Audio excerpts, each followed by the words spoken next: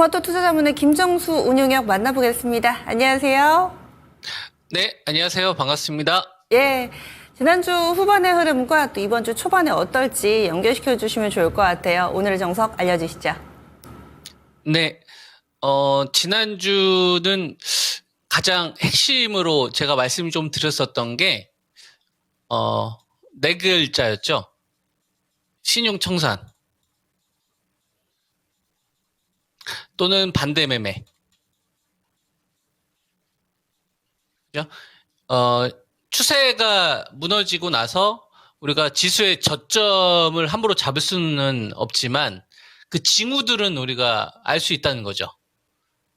우리가 우물을 파더라도 물이 바로 나오기 전에 그 전에 나타나는 징조 현상이 뭐 촉촉해지고 막 그러잖아요. 그리고 쓰나미나 지진이 오기 전에 어떤 이 전조 증상이 있냐면은 막 새들이 막 이동을 한다든지 징조들이 좀 나타나잖아요.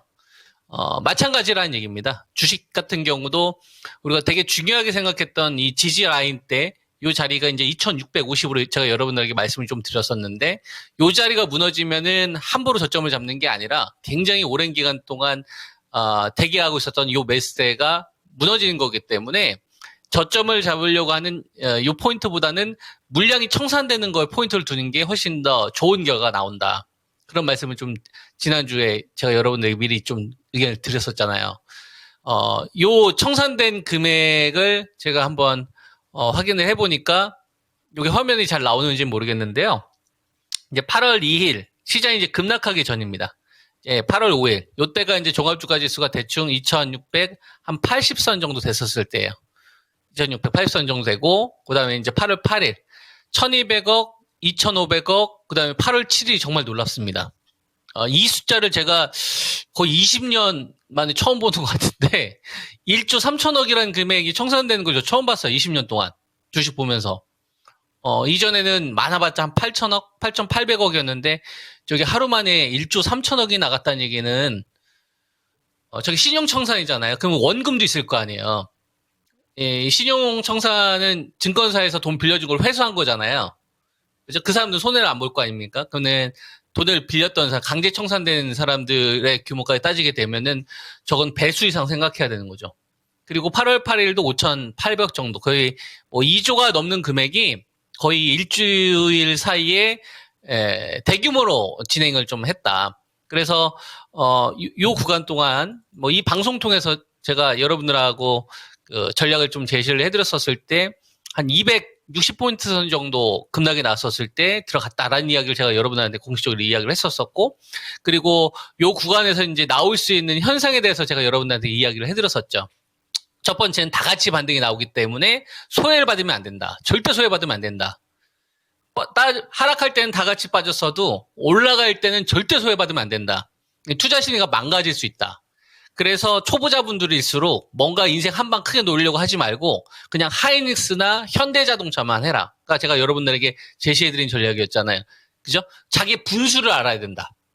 예, 내가 뭔가 영웅이라 생각하지 말고 시장 수익률을 약간 상회하는 것만도 되게 감사하게 생각하는 이런 겸손하게 시장을 바라봐야 결과가 좋다. 제가 여러분 꾸준히 제시해드렸던 전략이고요. 그리고 나서 이제 시장이 진짜 굉장히 빠른 구간 동안 갭으로 올라갔는데요. 요 기간 동안에 어떤 현상이 나왔었냐면은 대규모 신용청산 함께 됐었잖아요. 그리고 나서 그 다음 상황에 대해서도 제가 여러분에게 이야기를 해줬을 거예요. 그 다음 상황. 첫 번째 급반등이 나온 다음, 이걸 1단계라고 한다면 나중에 이제 2단계로 가는 데 있어서 어떤 현상이 나온다고 했죠? 진폭이 좁아질 거다라는 이야기를 했죠. 대규모 변동성이 커지고, 그죠? 시장의 하락을 사람들에게 다 초점을 맞추고, 사람들은 하루 종일 HTS만 보는데 하락하는 것만 보는데 정작 엉뚱한 쪽에서 이제 수익률이 나올 수 있는 상황들이 이제 바뀐 거다. 그런 이야기를 해드렸었죠. 그래서 이제 난세에 영웅 난다는 이야기를 해드렸던 것 같고, 그리고 그 전에, 예, 이 새로운 히어로가 나오기 전에 그 전 단계가 어떤 단계다? 예, 거래대금이 줄어들고 지수가 한 1% 올라오면 그 종목도 한 1% 올라가고 지수가 1% 빠지면 그 종목도 한 1% 빠지고 전체적으로 시장이 좀 잔잔해진 형태로 해서 크게 급변했다가 감정이 확 올라갔다가 이제 감정이 좀 축소된 구간으로 가면서 거래대금이 막 11조가 이제 10조, 9조 8조, 7조 이런 식으로 거래대금이 줄어드는 형태가 나올 거다. 그죠? 그리고 나서 나중에는 홀짝이 될 거다. 한쪽은 랠리가 나오고 한쪽은 폭락되는 형태가 나올 거다. 해서 이제 2023년도 배터리 없으면은 굉장히 어려웠던 것처럼 작년도 5월달 이후 AI 관련되어서 뭐 하이닉스 관련된 반도체 없으면 어려웠던 것처럼 그죠? 그렇게 나눠진다라고 해서 제가 단계별로 이런 흐름이 나올 거라는 거를 이 방송을 통해서 미리 이야기해 드렸었죠. 그죠? 거래대금이 급감된 형태가 나올 거다. 그리고 나서 일주일이 지났어요. 실제로 거래대금 급감되죠, 여러분. 보세요. 자, 진폭이 좁아지고, 그리고 나서 거래대금이 15조, 13조, 11조, 그 다음에 19조까지 줄어들었다고요. 그죠? 거래대금이 줄어든 다음에 여러분한테 줄어든다고 이야기한 게 아니잖아요. 요런 흐름이 나올 거라는 걸 제가 일주일 전에 미리 이야기를 해드렸었고, 그 흐름이 실제로 나왔잖아요. 자, 여러분 이건 어떻게 생각하십니까? 제가 여러분들에게 전략이 맞춘 겁니까? 아니에요. 순리대로 이야기하는 거예요. 어떠한 사회적 현상이 나온 다음에 바로 이렇게 결과가 나오지 않아요. 예, 이치에 맞게 단계별로 움직이게 되어 있어요. 축구도 갑자기 잘하지 않습니다. 그 전에 노력하는 과정들이 있는 거지. 주식도 마찬가지예요. 이러한 모든 것들은 기업의 경제 활동이기 때문에 한 나라의 국가 체력이라는 것이 단순히 차트 하나만 가지고 평가될 수도 없는 것이며 그 다음에 알 수 없는 미래의 변수나 이걸 가지고서 우리나라의 기업에 대한 전략을 세운다? 이거는 어불성설인 것도 알고요. 투자의 대가들, 그 어떤 사람들이 이렇게 투자하지 않습니다. 정도대로 걸어야 돼요. 즉 현재 시장이 우리 주식 투자가들에게 어떤 신호를 주는지 내 생각을 빼고 돈, 자본주의의 그 정점이 주식시장 아닙니까? 돈으로 구성된 거잖아요. 이 돈 자체를 봐야 된다. 그리고 이거를 산업이나 기업의 역사나 그다음에 최근에 나왔는 어떤 키워드 이거랑 보면서 이제 밸류를 계산해서 전략을 세우는 거거든요. 이게 되게 중요해요. 이게 생존 법칙입니다. 그러면은 현재 거래대금이 점점 줄어드는 흐름들이 나왔잖아요, 실제로. 그러면 그 다음은 어떻게 되겠어요, 여러분? 홀짝으로 나왔다고요, 홀짝으로. 앞으로 시장은 홀짝 형태가 될 거다. 그 이야기를 하는 거예요. 홀짝이라는 거를 조금 더 여러분들한테 말씀을 좀 드릴게요. 자, 봐봐요. 시장이, 그 4월 달부터 7월 달까지 시장을 이끌었던 주도들 기억나세요? 대표적으로 뭐가 있었어요? 화장품 있었죠. 기존 주도주를 죽인다고요. 자, 아모레퍼시픽 같은 경우가 실적이 어닝 쇼크 나오면서 죽였죠. 급락 나온 게 중요한 게 아니라 주도주였어요. 다른 애가 아니라 주도주였다고요, 여러분. 종합주가 지수가 2,550에서 2,900 가까이 갔었을 때 화장품 관련된 주식은 주도주였어요. 이런 주식을 지금 실적으로 보내버린 거예요. 돈을 완전히 뺀 겁니다. 그죠? 그러면은 기존의 주도주들 가운데 또 누구 있어요? 전력주들이 있죠. HD 현대일렉. 그죠? HD 현대일렉. 그 다음에 HD 현대일렉. 그 다음에 이런 주식들이 완전 2년 동안 주도했던 주식들 아닙니까? 이런 주식들이 추세 복귀되느냐, 무너지냐가 되게 중요한 거예요. 왜냐면 여태까지 돈을 끌고 갔었던 애들이거든. 근데 이런 애들이 만약에 전고점을 다시 살피지 못하고 무너지는 형태가 나와서 기존의 왕 주도주였던 한미 반도체, 그죠? 요런 주식들처럼 완전히 추세를 무너뜨리는 흐름이 나온 다음에 회복을 못하면 다른 생태계 쪽에서 새로운 주도주가 만들어질 수 있겠구나. 그러면 돈을 이제 빼앗기기 시작하면 우리가 낙폭과대로 첫 번째 반등은 한번 나오지만 그 다음부터는 줄줄 미끄러져요. 누구처럼? 작년도 배터리처럼. 예. 한번 주도권 잃어버리면 질질질질 이렇게 하락을 하다가 저점이라고 생각하는 구간에서 또 빠진다는 얘기예요. 왜? 돈을 빼앗겼기 때문에. 근데 사람들은 그런 거 생각 안 하고 30만 원짜리가 20만 원 됐으니까 또 사고 20만 원, 15만 원 됐으니까 또 사고 계속 물타는 거예요. 산업 자체가 주도권을 빼앗겼는데 돈을 빼면 그냥 주가는 빠진 거예요. 전망이 좋아도. 그죠? 요런 흐름, 배터리가 작년도에 나왔잖아요. 그러면 요번에 여러분들이 주식 투자 하시는 분들 이런 걸 또 당하면 안 되잖아요. 그러니까 현재 시장 구간에서 정신 똑바로 차리고 현재 돈이 주는 메시지를 있는 그대로 보는 거야. 돈은 어떤 메시지를 주고 있느냐? 나 주도주 이번에 바꿀 거야 라는 신호를 계속 주고 있는 거예요.